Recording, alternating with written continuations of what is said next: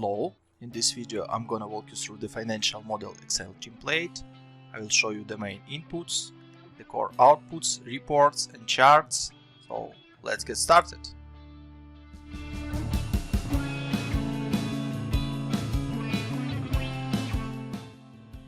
On the dashboard you can input your core assumptions or drivers for the model, see the core financials and core the charts related to the model. So let's begin from the launch date. When you are going to launch your business, let's imagine this is April 20. The next step is to input your marketing budget and visitors. So you have two options, marketing budget online and marketing budget offline. If you have only offline marketing, so you can just clean online section. If you have only offline, you can clean offline section. As you may see, all the charts are updated immediately. So if you have both, you can just adjust these assumptions and have real calculation related to your business. So let me show you how it works. So let's pretend in 2020 you have $15,000 per month of marketing and it will grow for additional $2,000 per month year over year. You have also notes, what you are going to input here and what you're supposed to input here, so it will help you to understand the nature of information of this assumption. So next step is the cost per visit online. It can be, for example, $5 and it will grow for $1 each year. The same way you can input your offline marketing assumptions, and as a result you have total visitors by years. The next step is to set up your conversion rates or funnel metrics. The first funnel stage is to convert visitor to sales opportunity. So for example, we have 10% in this case and it can grow for 2% per year.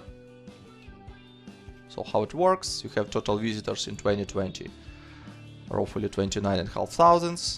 10% conversion rate means that sales opportunities you will have just 10% of total visitors, which is 2,900 opportunities. The next step is to convert sales opportunities to engaged opportunities, and you can adjust this by using this ratio, sales opportunities to engaged opportunities. Let's pretend that 2020 it will be 50% and it will grow for 3% each year. So we have 2,900 of sales opportunities multiplied by 50%, and total amount of engaged opportunities in 2020 1,400. And the final step is to convert your engaged opportunities to new deals or new customers. Let's pretend this is 20% and it can grow for 5% each year. So for year 2020 you have 294 new deals, which is 20% of engaged opportunities. Hope that makes sense. So the next step is to set up your offerings and allocation by offerings. You have 3 offerings names here and you can adjust them as needed. For example, I can say that instead of enterprise to the pro and base medium I would like to save. You can also adjust these offering names.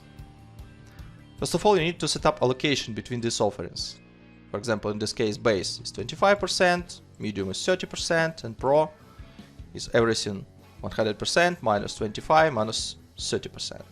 If you don't need pro, you can set up for the base 70%, for example, and for the medium 30%, and you will have 0 for pro. If you need just base, you can set up, for example, for the base 100%, and here you may input 0. So in this case, you'll have only base offering. If you input something wrong, for example, 100% here and 10% here, in total this is already 110%, and for the calculation of pro this is minus 10%, which is wrong. It will show you the red color, means that something is wrong here. So let's back the assumptions. The next assumption you need to input, this is a breakdown of base, medium and pro by monthly and annual payment cycle. This is also changeable by years. If you don't need monthly, you can just clean it. You will have only annual payment cycle. If you don't need annual, you can input 100% for monthly and you have only monthly. If you need both, you can just set up some assumptions: 30, 35, 40, 45, and 50. And you will have the allocation between the years of new deals or new customers. I hope that makes sense. The next step you need to input, this is seasonality. In this case, this is marketing seasonality. Means that your marketing expenses will be allocated across the months in some way. As we started our business in April 20, you may see that marketing expenses will start only in April of 20. So if you don't need any seasonality, you can just input 1 divided by 12. And you will have just equal amounts across all the months. You have also check here if you will input something wrong, and if the total of the breakdown for the seasonality is not equal to 100%, you will have red color here. And if everything is okay, this should be green and it should be 100%. Below you can see the totals of marketing expenses by months and by years. The next step is to input the pricing. You have the regular price for the customer pricing by offerings as the first place to set up. Again, this regular price you should input per month. So for example, monthly payment cycle will be $55 per month. For the annual payment cycle, $35 per month, which means that you have $36 discount. For example, if you want 40 for the annual payment cycle, your discount will be 27%. The same logic for medium and the same logic for pro. You are able also to use upsell percentage for the customers and some upsell extra in addition to regular price. If it's not needed, you can just zero out these amounts. For the calculation of account receivable, you have revenue delay. So how much months it will take to pay from the customer to you. If you don't need it, you can just put 0, and in this case account receivable will be 0, and you have options input from 0 to 12 months. You have also option to input one-time revenue per new customer, which is setup revenue. It can be adjusted 45, 50. If you don't need that, just put 0 and you will have 0 setup revenue for this offering for this payment cycle. Additionally, you have bookings price per contract, means that all the assumptions related to upsell, regular price are collected in terms of per contract value. So for the monthly contracts, if you have $55 and if you have 10 for the 5%, it will be 10 additional dollars. That means that $55 plus 5% multiplied by $10, you have 55.5 booking price per contract in average. For the annual payment cycle, it will be multiplied 40 by 12 plus additionally upsell percent multiplied by upsell extra. Means that, for example, 20% multiplied by $5. So you have 40 multiplied by 12 plus 20% multiplied by 5 multiplied by 12, which means it's $492. Hope that makes sense. Additionally, you are able to input transactional revenue by offerings, which means that some of your customers can do some transactions which can be priced with some amount. So you have transactions per active customer per month, which can be changed like 12, 14, 16, 18, 20, and price per one transaction, which can be, for example, $3, $3.5, $4, $4.5, and $5.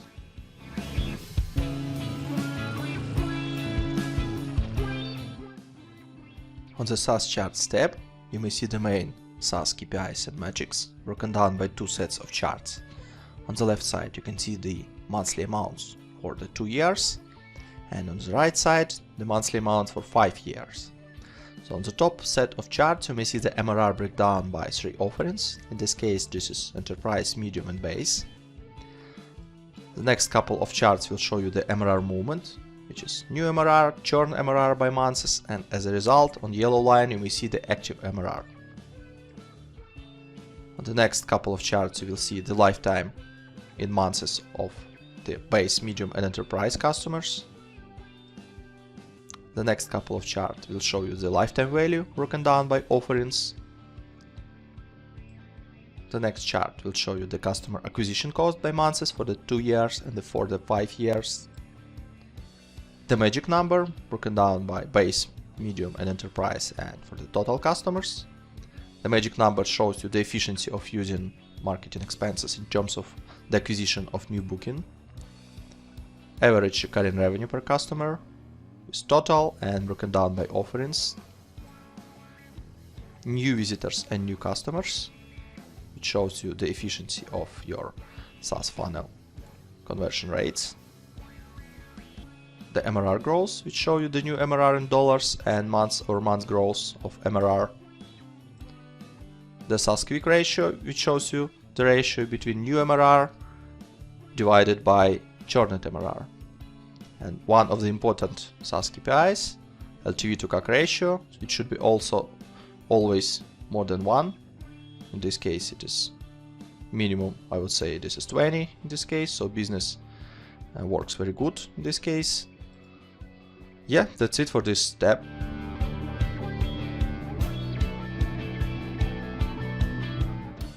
For the Customers Charts tab, you may see the main customer metrics broken down by 2 sets of charts. On the left side you can see the customer metrics for the 2 years broken down by months. On the right side you can see the customer metrics for the 5 years broken down by months. So on the top you may see the customer breakdown by 3 offerings, which is base, medium and enterprise in this case. The next set of charts will show you the breakdown of active customers by payment cycles, which is annual and monthly payment cycle. And on the third chart of this tab you may see the customer movement. It shows you the new customers as the blue columns, churn customers as an orange, and as a result the active customers for each particular month.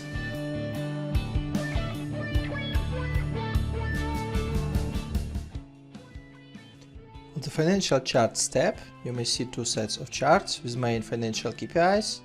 On the left side you may see 2 years broken down by months, and on the right side you may see the 5 years broken down by months as well. So on the top pair of chart you may see the EBIT by months. The next couple of charts will show you the EBITDA with comparison to revenue and cost of services sold by months. The next chart will show you the operating cash flow broken down by cash inflow and cash outflow. Then cumulative cash balance. On the next chart you can see the productivity KPIs, which is average revenue per FTE and average OPEX per FTE by months. The next chart will show you the revenue breakdown, which is breakdown of the revenue by 3 offerings and main payment cycles, which is annual and monthly, and additionally advertisement revenue. On the next set of charts you may see the revenue breakdown by recurring revenue and one-time revenue, which is setup revenue. And on the final set of charts on this tab you may see the monthly costs by P&L categories, which includes cost of services sold, salaries and wages, variable expenses and fixed expenses.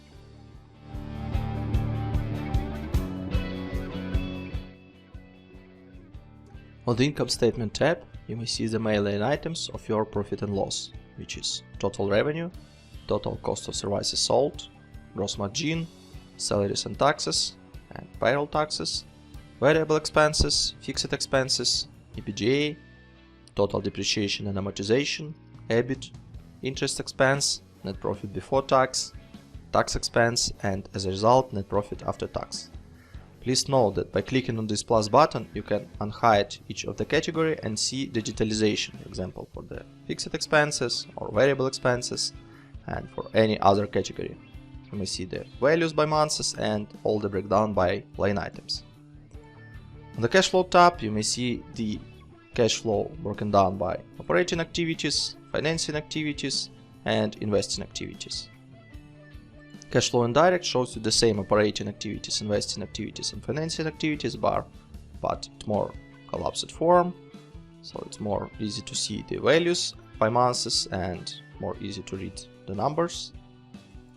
On the balance sheet, you may see the breakdown of your balance sheet by current assets, which is cash and accounts receivable, non-current assets, which is fixed assets, current liabilities, non-current liabilities, and your equity.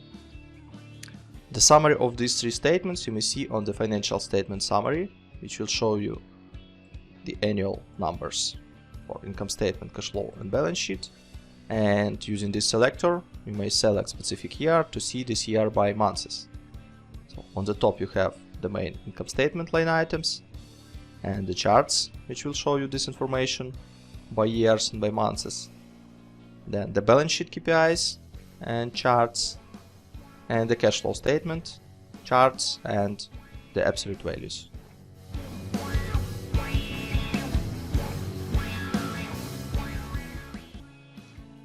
On the KPI tab, you may see the main benchmark KPIs for the SaaS industry, which is LTV to CAC, churn rate, month-over-month net MRR growth percentage, gross margin, and EBITDA percentage. You may set the industry-specific KPIs which works for your country or for your region. For example, the EBITDA percentage can be 30%, for example. So you may see on this chart that EBITDA percentage now is 30%. All the values calculated by the model using the assumptions you input. You may see in here the values by years, and the same information you may see on the charts, which is LTV to CAC, churn ratio, month-over-month MRR growth, gross margin, and EBITDA.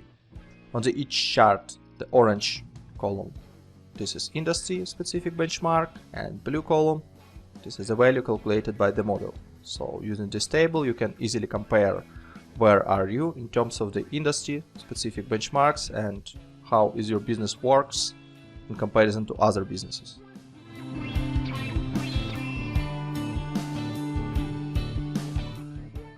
On the burn tab, you can find the calculation of cash burn ratio, which consists of average burn amount across the year, average annual cash balance, and calculation of cash burn ratio. On the charts above, you can also see the cash burn ratio by years.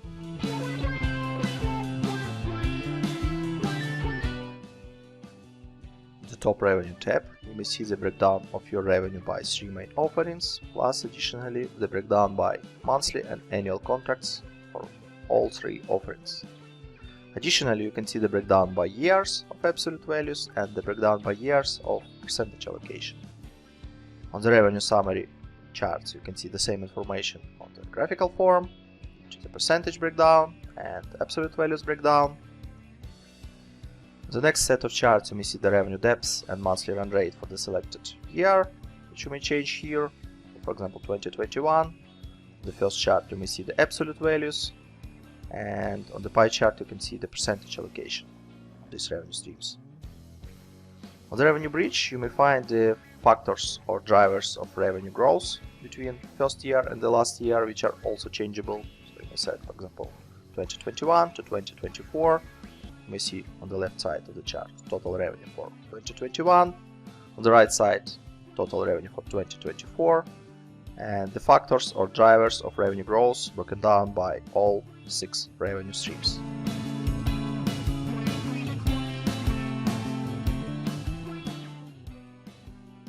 On the top expenses tab, you may find the breakdown of top 4 expenses categories, and all other expenses collapsed into other category. You may see the breakdown of absolute values broken down by years with the total below, and also to the right you may see the percentage breakdown of these expenses. The same information you may see on the charts below, which you may find the percentage breakdown and the absolute values breakdown. On the couple of charts below you may find expenses depth and monthly run rate for selected year. You are able to change this year, and you may see the absolute values and percentage breakdown on the pie chart. On the expenses bridge, you may find the main drivers of expenses growth between these 2 years. These years are also changeable, so you may select the first year and you may select the last year. And you may see that total expenses started in 2020 will change to total expenses in 2024 by this waterfall.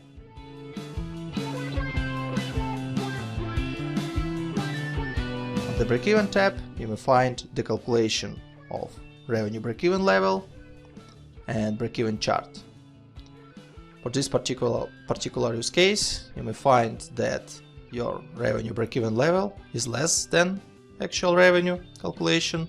This means that company is profitable.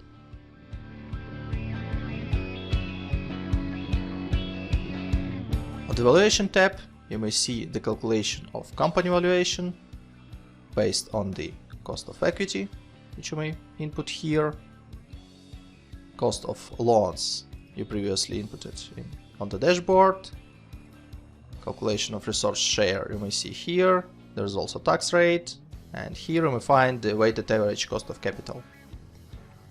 In the valuation model, there is two valuation methods, which is EBITDA multiple and revenue multiple. You may select one of them, and below you may input multiple of methods. Based on this information, we can see terminal value, which is calculated on unlevered free cash flow. You may see the present value of unlevered free cash flow, NPV, and multiplicator valuation for this particular company.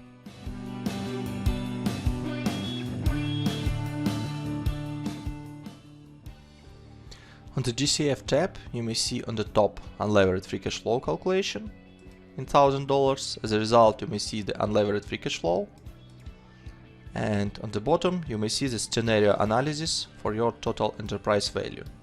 The first scenario factor is discount rate or weighted average cost of capital, which is 12, 14, and 16. These cells are also changeable. And the second factor for the first scenario analysis is EBITDA multiplicator. So you can use this multiplicator as an assumption as well. So you may change it to 8%, for example, and you may see the different values for your enterprise value. The second one is terminal perpetuity growth rate, which can be changed as well, for example 5%, and you may see below all the enterprise values scenarios.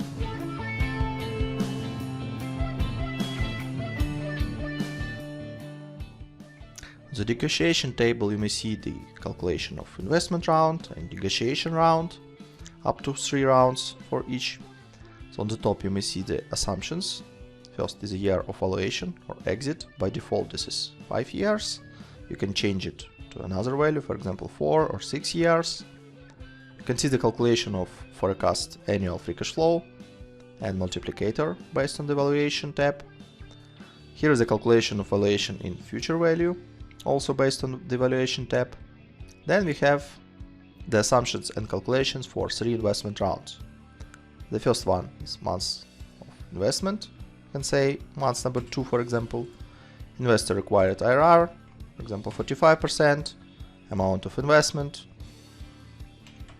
$900,000. Duration of investment, which is 5 years minus 2 months, which is 58 months. Here is a calculation of required future value for investor and the shares, cumulative investor share and cumulative founder share, based on these assumptions. In terms of negotiation round, you can input individual investor share as an assumption, for example 1.5, and you may see the calculation of future value for investor and individual investor ROI and individual investors IRR.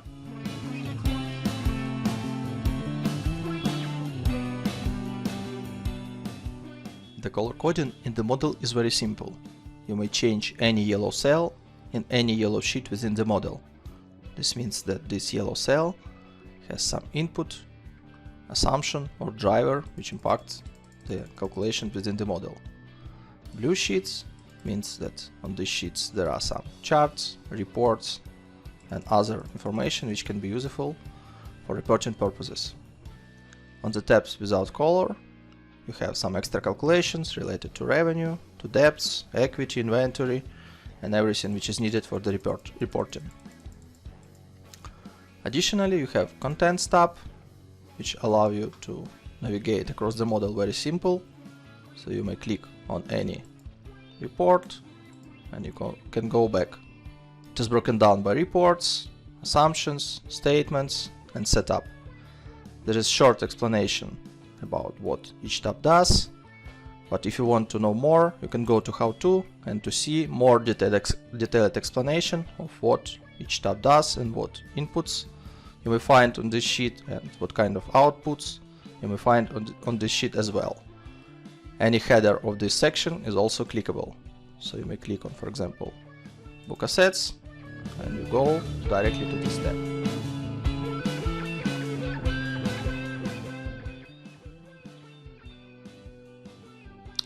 On the Customer Movement tab, you can input customer churn assumptions and customer movement assumptions.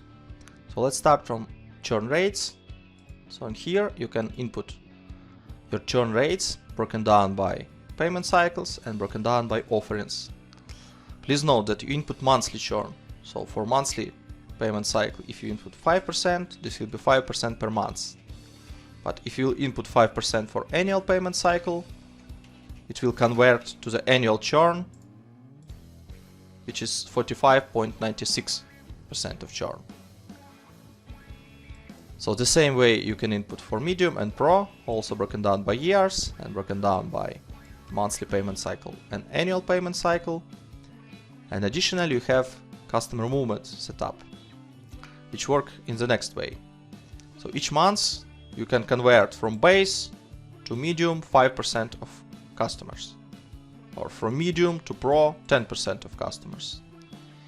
If you don't need that customer movement, you can just clean this table and you will not have any migration between plans. If you need to save these plans, you can just adjust these numbers 1%, 2%, 3%, 4%, whatever statistic you have about your business, and that will work. Additionally, on the bottom you have customer movement chart, which will show you the new customers, churn customers, and active customers based on churn rates, customer movement rates, and visitors and funnel metrics which you set up previously on the dashboard.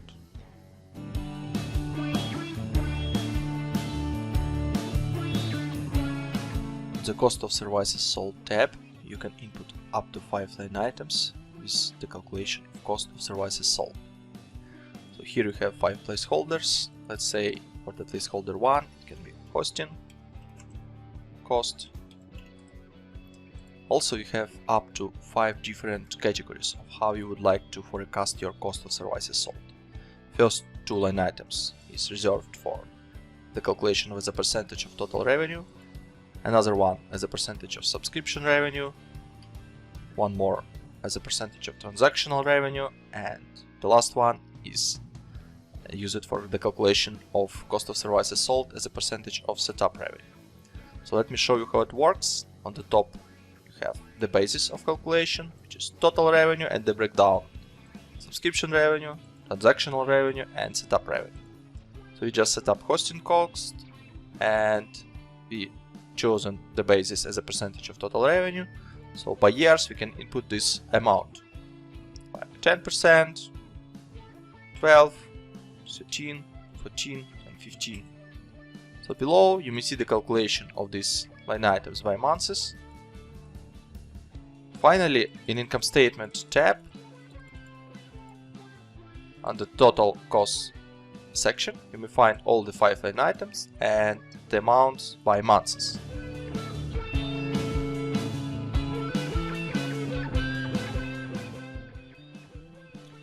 On the Wages tab, you can input your headcount by categories, with hire and fire date, with annual salary, with ability to input different number of employees by years, with annual salary rise percentage, with monthly bonus and tax rate. Let me give you a couple of examples.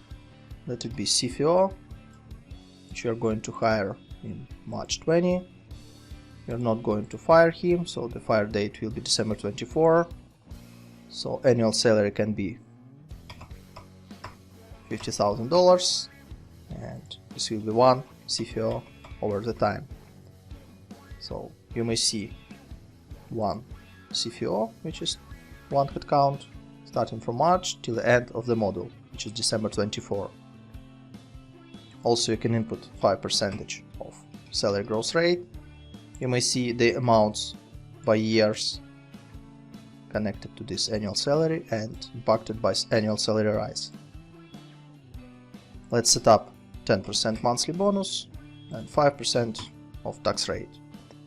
So you may see below the calculation of salary broken down by months, monthly bonus, which is 10%, and 5% of monthly taxes related to the payroll. Another option would be admin account, which will start in April, which will grow till the end of the model with annual salary of $30,000. Let it be in year number 1, 2, then 4, 6, 8, and 10 headcounts. 3% of annual salary grows, 5% of monthly bonus, and 5% of payroll tax rate. So in here you may see total staff numbers, which is 2 for the year number 1, 2020. Starting from year 2021 you have 4, then 6, 8, and 10 in the last year of the model. Again, calculation of salaries for these two, in this case 4 headcounts, calculation of bonuses, and calculation of monthly base taxes. You may see in income statement total salaries and wages, and here you may see the total amount of bonuses, payroll taxes, and wages for these headcounts.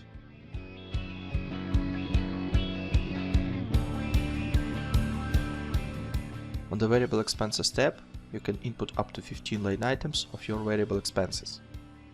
So please note that you can input only in yellow cells, so first 14 cells are changeable and the last one is already predefined, which is customer acquisition cost, which you input previously in the dashboard. So for this customer acquisition cost you have amounts without any need to input any assumptions. All other categories are broken down by 3 categories: as a percentage of total revenue basis, as dollars per active customer, and as dollars per new customer. So on the top you have 3 bases for the calculation of variable expenses categories: total revenue amount, active customers, and new customers, broken down by months. So now you can input the names of categories, for example utilities. So you can input a percentage of revenue, 2%, 3, 4, 5, 5.5 by years. Below you may see the calculation of this line item by months, and additionally in the same way you can input your variable expense as a dollar per active customer, 5, 4, 6, 7, 8, and as a dollar per new customer, 1, 2, 3, 4, 5. You have also notes for each of the type for these variable expenses with some explanation of what you are supposed to input in this cell. And as a summary, in income statement you may find a section of variable expenses, and you may see all the detalization of variable expenses line items and the detalization by months.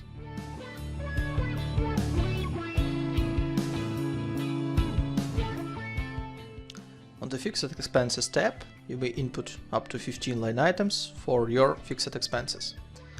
Let me show you how it works. For example, we have utilities. You will start pay starting from March 20 till the end of the model, which is December 24. You may see it here. Let's pretend periodicity will be daily with amount of $50 per day. So you may see these amounts in here. It is calculated based on count of days within this month. So obviously in March 20 you have 31 days. That's why you will have 1550. In April you have 30 days. This means this will be $1500. Also you have ability to input some growth rate year over year. Once you input this growth rate, you will see that your utilities will grow over year. Let me give you a couple of other expenses types. For example, advertising. Let it start in March and finish in August 24. This will be on weekly basis with amount of $100 without any growth. So starting from March till August 24, you have $400 per month, which is 4 weekly payments each month. And that's it. Another option is bi-weekly, for example, $500. You can start from July, for example, and you will have 2 payments, which is 2 bi-weekly payments within the month. $500 multiplied by 2, you have $1,000 per month. Again, you can input some growth rate, and you will see that your advertising expenses will grow year over year till the August 24, which is the last date of this expense type. Another option, office setup, which can be one-time payment, which will happen in February 20 with amount of $5,000. Obviously, you should not input any growth rates because this is just one-time fee, and you may see that office setup will happen in February 20 with this amount. Another option, insurance, let it be start from January 20 till the end of the model, and it can happen monthly with $1,000 per month, with 5% of growth first year, 3% of growth second year, 2% of growth third, and 1% year number 4. So you may see this calculation here. Starting from January 21, it will grow for 5%, which is $50. And starting from January 22, it will grow for 3%, which is additionally $32. Another option, quarterly. You may see that insurance will be paid $1,000 each quarter. You can start it, for example, from February, and this will be shifted to 1 month forward. Another option, semi-annually. In this case, you will have insurance payments once per half a year, again with a percentage of growth. And the last option is annual payments or yearly payments. You'll pay one time per 12 months, starting from February till December 24. For each expense type, you can use growth rate, and the calculation you may see in here. Also, in income statement, you may find total fixed expenses group. If you will ungroup this section, you can see these amounts broken down by months and by fixed expenses line items.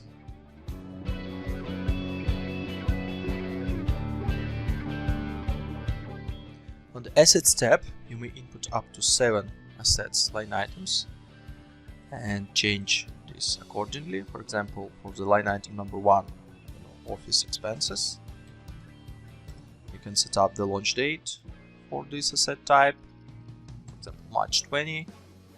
You can input useful time years, let's say it's 1 year, and the asset cost, for example $50,000. So you may see in the calculation below capital expenditure, which is in March 20. You may see the calculation of book depreciation for 1 year according to the useful time. If you set 2 years, for example, you will see that it will be amortized fully for February 22, which is 2 years from March 20. And you can see the closing net book value of this asset. Additionally, you can input up to 6 other assets line items. So in income statement, you may find the depreciation and amortization amount for each month. In the cash flow, you may see the fixed asset capital expenditure, and on the balance sheet you may see the total closed net book value for these assets.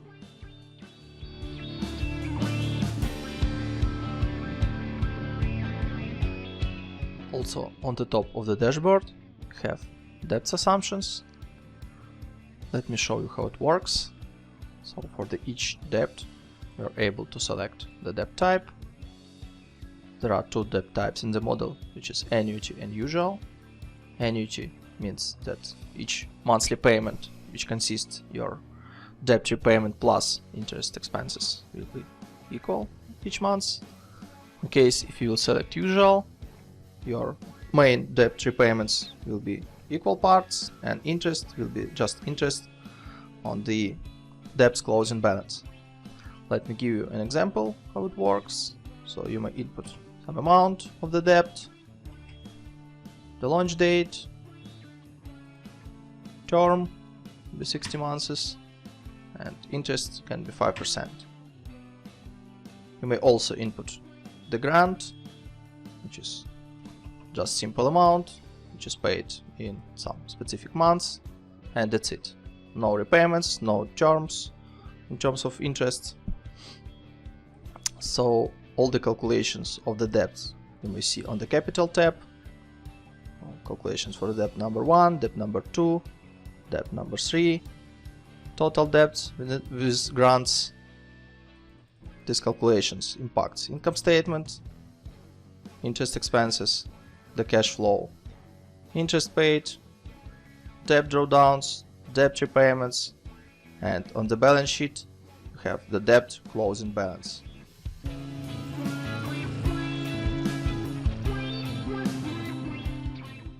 In the cap table, you can input the main cap table assumptions for funding, angel, seed and Series A rounds, see some summary and calculations and reports. So let's begin from the founders information.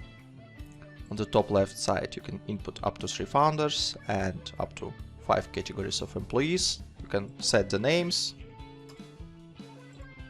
You can input here also common stock and common options. So you can input some amount, for example 500 of options for employee number 1.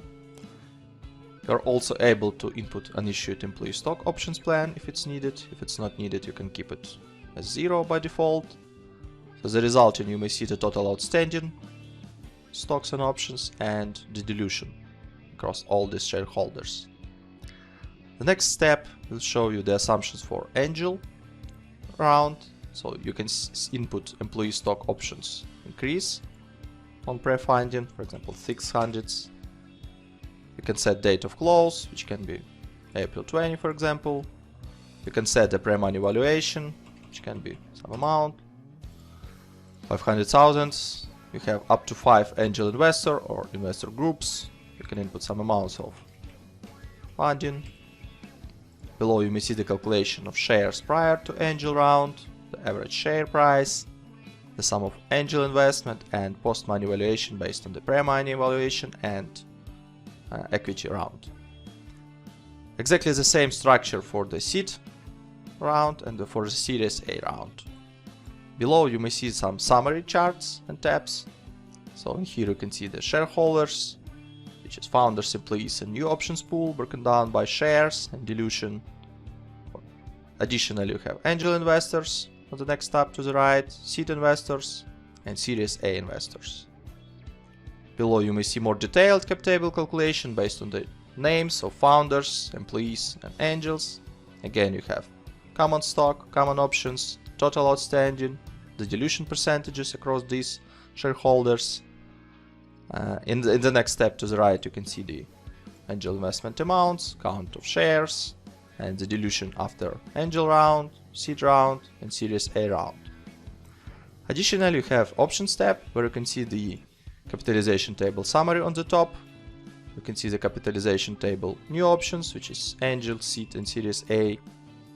And you can input the capitalization for new issuance of options. For example, founder 1 can have in seed round another 600 options. Employee 1 can have in Series A some 300 options. As a summary, you have 3 reporting tabs which can be printed. This is cap table print, the detailization of funding, angel, seed and Series A round, more detailed angel cap table round, which is summary of cap table before angel, after angel, and the breakdown of investors by investor names, dilution, outstanding, and common percentage. The same structure has seed cap table, it has founder cap table, angel investment and seed investment detailization, and on the top you can see the summary of cap table, after angel and after seed funding.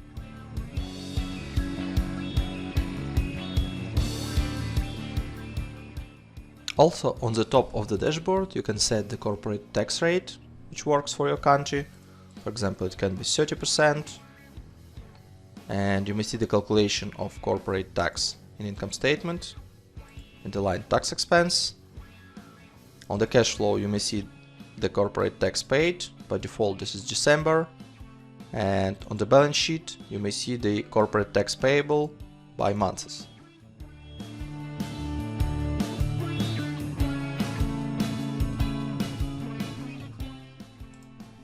On the top of the dashboard, you have currency, denomination, and taxes setup. So currency inputs means that you can input all your drivers for the model using one currency. You have currency outputs. It can be the same as currency inputs, and it can be different from currency inputs. So let me give an example. When you input in United States dollars, you have euro as an output, and for this case you can set up currency exchange rate. This is 1.2, for example. In this case, you will have in the model all your inputs in United States dollars, all your outputs in euros, and there will be a conversion rate between currency inputs and currency outputs. Additionally, you have denomination, which means that you can denominate all your outputs on the reports. In this example, you have denomination is 1000, means that your outputs is denominated by 1000. You can select millions. You may see that now it is in $1 million. You can set also billions or without any denomination. Additionally, you have corporate tax setup.